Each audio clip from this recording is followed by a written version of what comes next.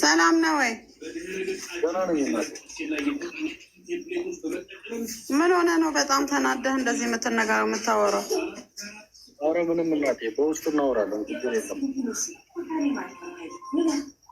ልክ አይደለህም ቤቢዬ። እኔም እዚህ የራሴ ጭንቀት ውስጥ ነው ያለሁት። እንደገና አንተም እንደዚህ መሆን እኔ ደስ አይለኝም። እሺ አረ ከጠቀማቸው ብዬ ላውራ ብዬ ነው እንጂ ችግር የለም እናቴ።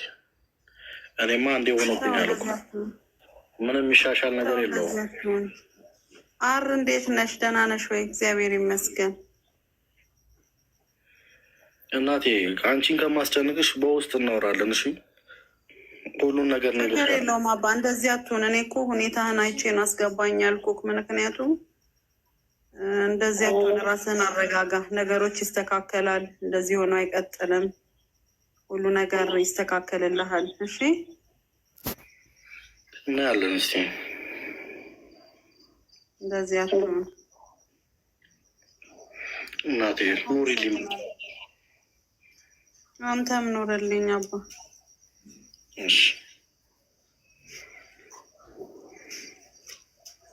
እንደዚህ አትሆን። በውስጥ እናወራለን፣ እንደዋወላለን። እኔ እኮ ደውዬ ልክ የማላውቀው ያው እያየህ አይደለ የባቢን ሁኔታ። ለዛ ነው ያለው። ማሚ ግን ንገሪ፣ እኔ ነገር አትናደድ እናቴ። የምሬን ነው የምልሽ። እኔ ከመጣሁ ማለት ነው አንቄ እንደዚህ ሲጢጥ ነው ማድረገው። አንድ ነገር ስማ፣ እኔም ለዛ ነው እኮ ያልጠራሁህ ና ያላልኩህ። ለዛ ነው ተረጋጋ። አንቺ ከመች ጀምሮ እንደዚህ መሆን የጀመረው? አው በቃ ተዋልኩ። አንዱ ስለሌለው ነው። ይኸው እናቴ እያየው ነው ሁሉን ነገር ማለት ነው።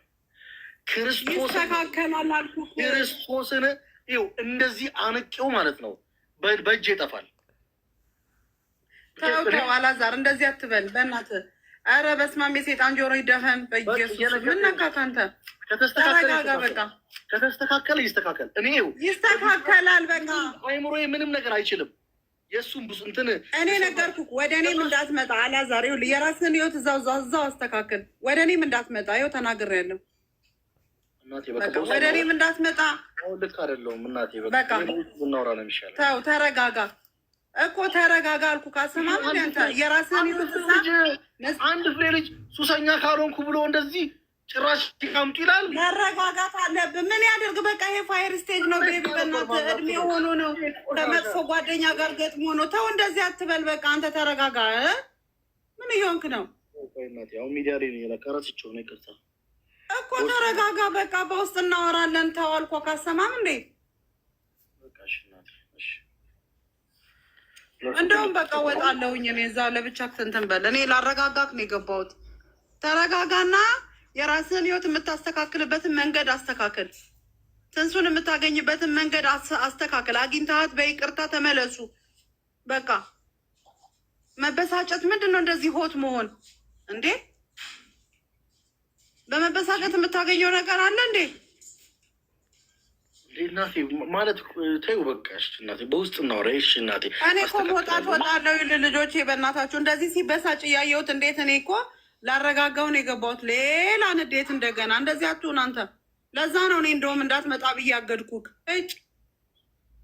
እሺ እየሩስ ወጣለሁ እናቴ ይረጋጋ ብዬ ነው እናቴ። በቃ ችግር የለም። እኔ በውስጥ አወራለሁ። ረስቼዋለሁ ሚዲያ ላይ እንዳለው ቪዲዮ ኮራለን። ተው እንደዚህ አትሁን በእናትህን። በቃ ተረጋጋ በእግዚአብሔር። አሁን ስወጣ ቤቢ ተናደቅ ስታወራ እንዳላይቅ። እኔ አሁን ወጣለሁኝ ግን እንዳትናደድ። ላይ እንደዚህ ላይቭ ላይ ሆነ ታወራለህ እንዴ? እንደዚህ ተናደድ። ስለዚህ ተረጋግተህ ተናገር። በቃ እረፍ።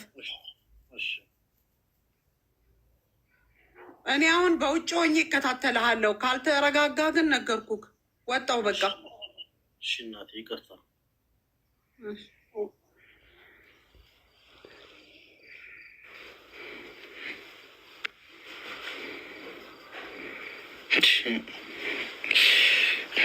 ይቅርታ ማለት በጣም እንትን አልኩኝ።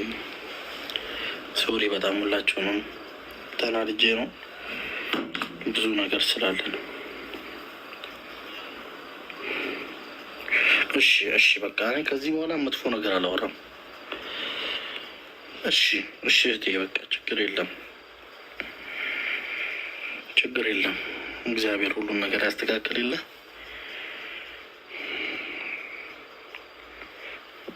እሺ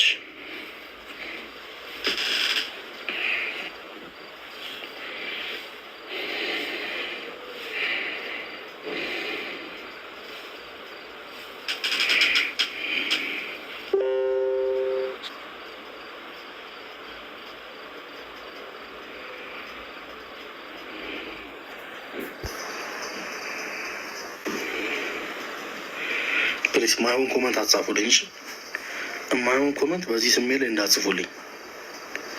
የማይሆን ቃል ታናገሩኝና ሚዲያ ላይ ስሜን ነው የምታጠፉት። የማይሆን ነገር እንዳትጽፉልኝ ተናግሬያለሁ።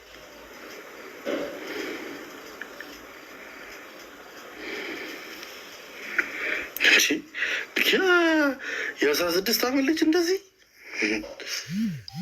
እንኳን እናቴ ጉዴ እንዴት ምን እንደማደርገው እኔ ብቻ ሐዋሳ ሀገር እርገጥ እናታቸውን አንድ ላይ ከነጀሌዎቹ ነው የምትማደርጋቸው። 16 ዓመት ልጅ እንትን ብሎ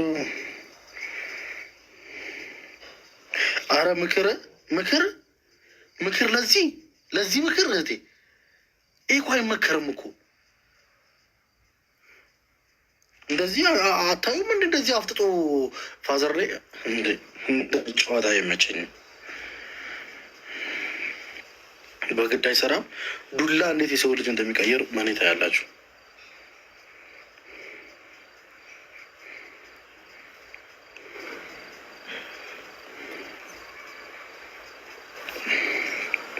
ዱላ የሰው ልጅ እንዴት እንደሚቀይር እኔ ደግሞ በቪዲዮ ነው መደበድበው ማለት ነው። አንቺ ጎበዝ ልጅ እኮ ነው። ጎበዝ ልጅ ቶፕ 3 ነው የሚወጣው።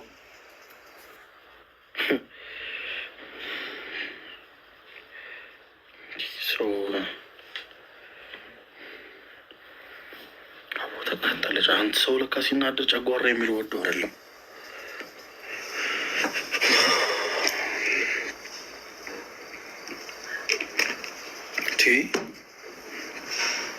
እሱንም ጓደኞቹ ናቸው እንደዚህ እያደረጉት ያለው አጉልጀሌ። በቃ ይሄ በቃ ፍንዳታ አቧራ። ቤተሰቦች ኧረ ልጃችሁን ተከታተሉ። እንዲህ ልጆቻችሁ ትምህርት ቤት ሄደው መምጣታቸውን ብቻ አትዩ። ልጆቻችሁ ትምህርት ቤት ሲሄድ ከማን ጋር ውሎ መጣ፣ ማንን አግኝቶ መጣ፣